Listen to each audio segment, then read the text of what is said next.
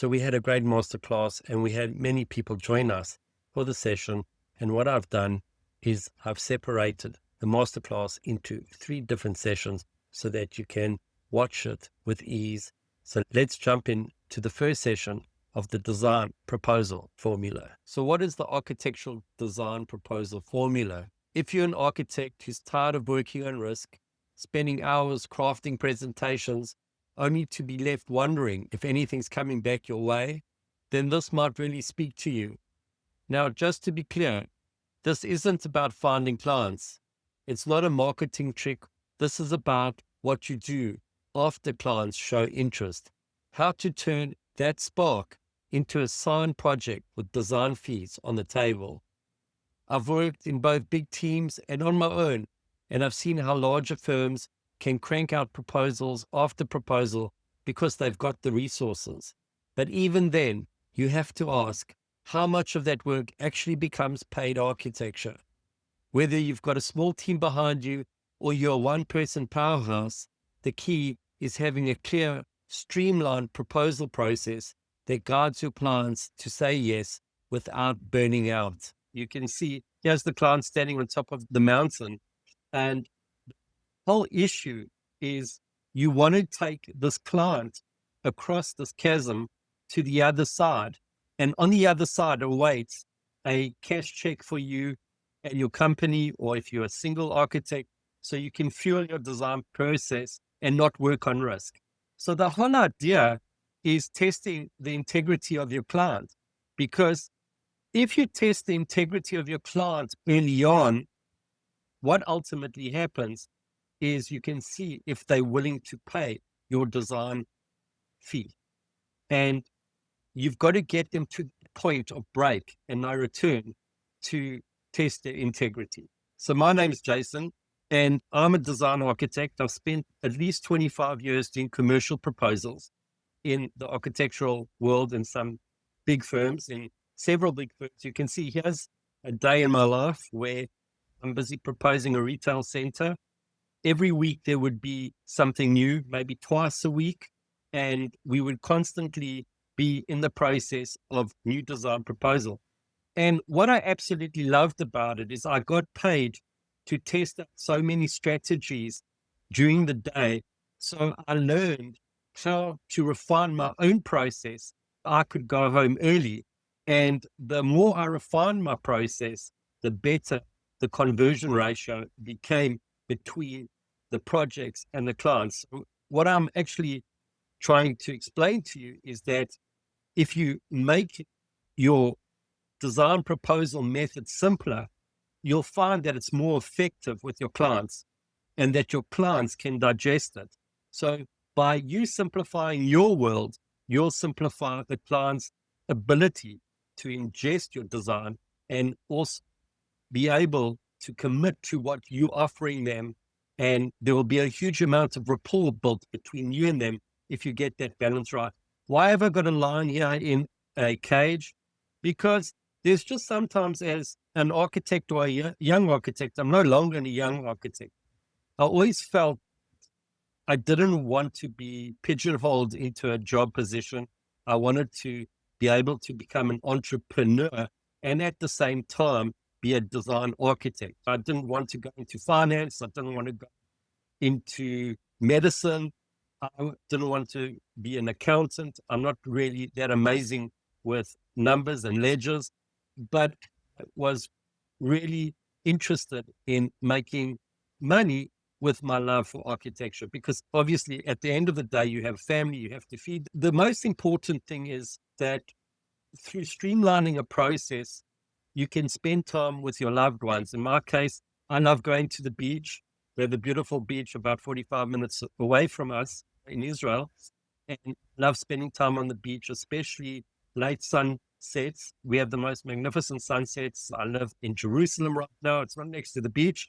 This is Jerusalem, a very vibrant city. We've been through some hard times lately, but extremely beautiful city with a lot going on in it.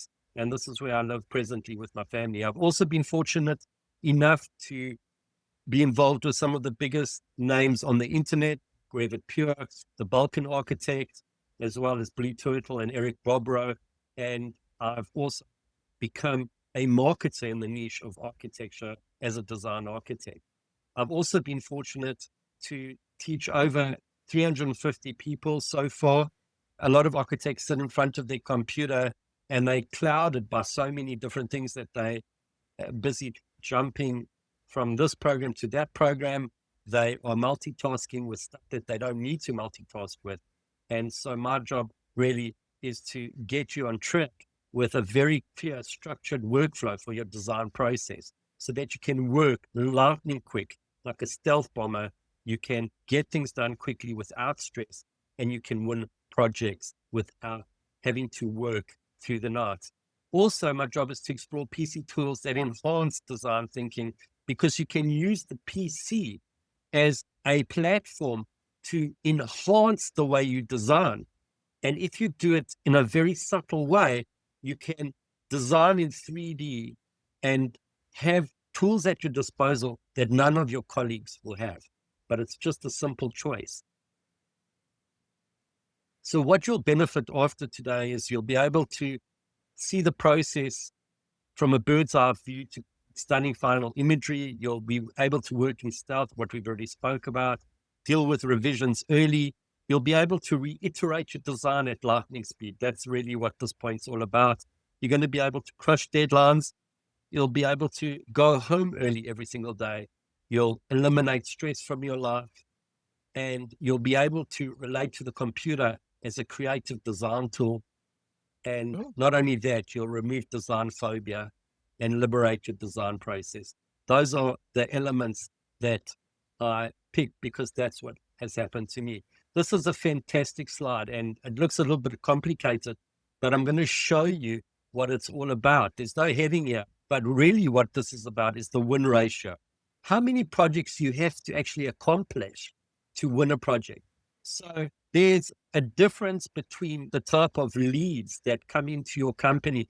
Sometimes we have cold leads. That means that you don't know the people that are coming to you. They're fresh off the press, and you're going to have to like sort of find those people through advertising, Facebook, the newspaper, word of mouth. And those are cold leads. But then you've got warm leads that really you've had some sort of dealings with them before. And then you've got hot leads, which are really people that always come to you for work.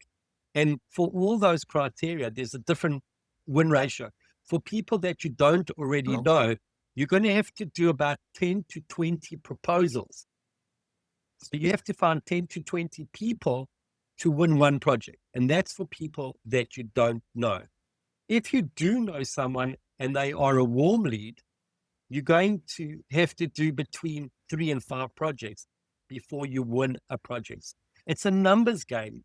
You're going to have to look at concept design and the design proposal process as a business tool.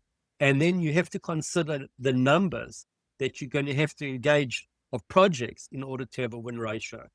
And a hot lead means that normally if someone's been coming to you for years, then they're 100% going to be a project.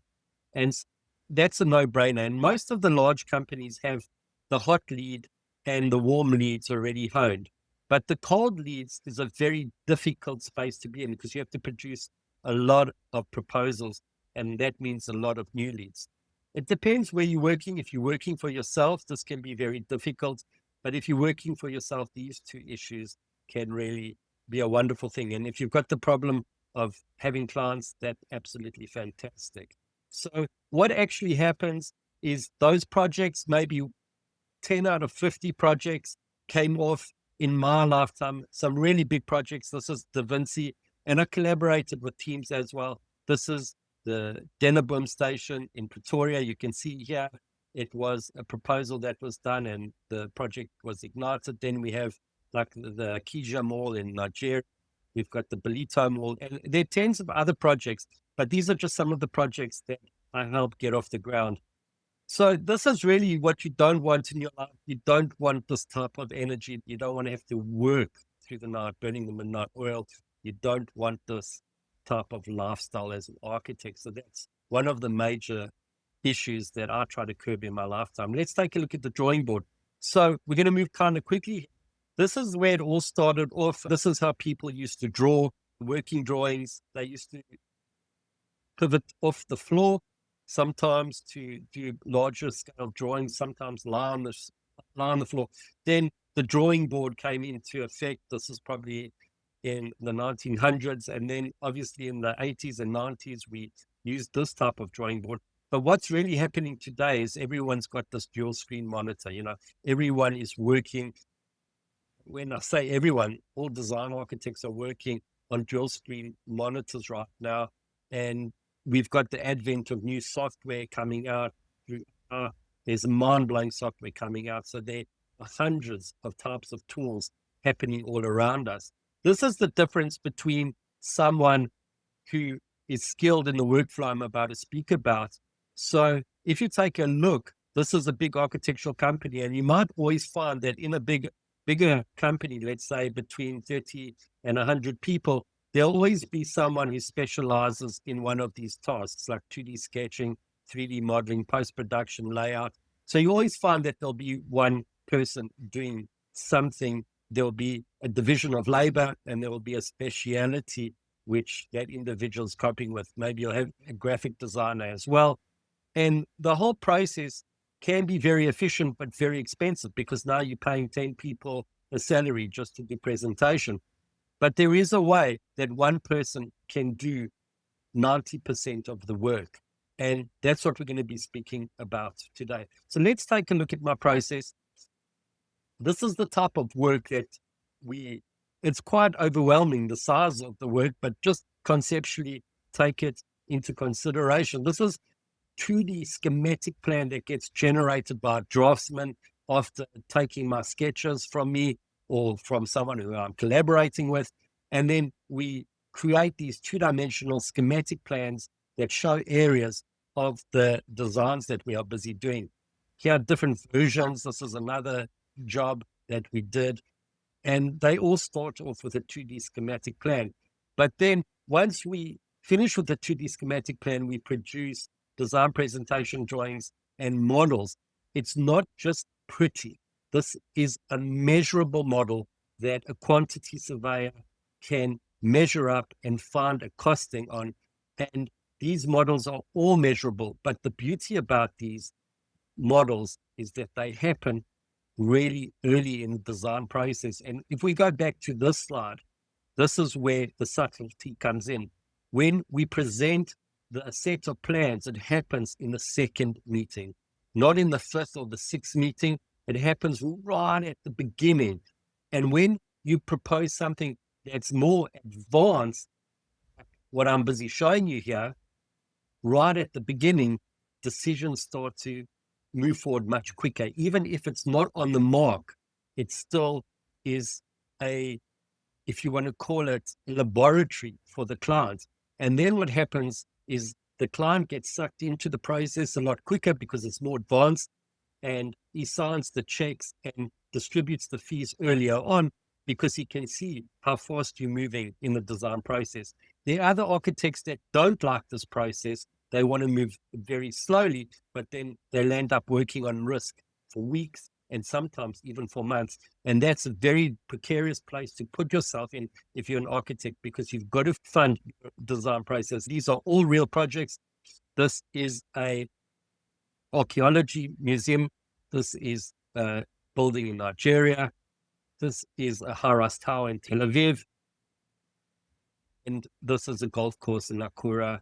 It's a whole city proposal, urban proposal. So all these jobs have been at the proposal level. And let's just jump a little bit deeper. We're going to take a look at what Albert Einstein says. He says, intellectuals solve problems where geniuses prevent them.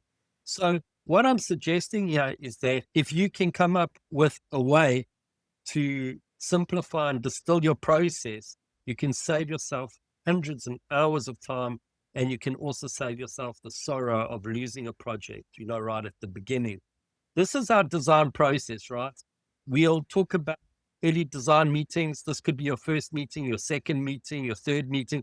There are all these design meetings that you'll be having with your client.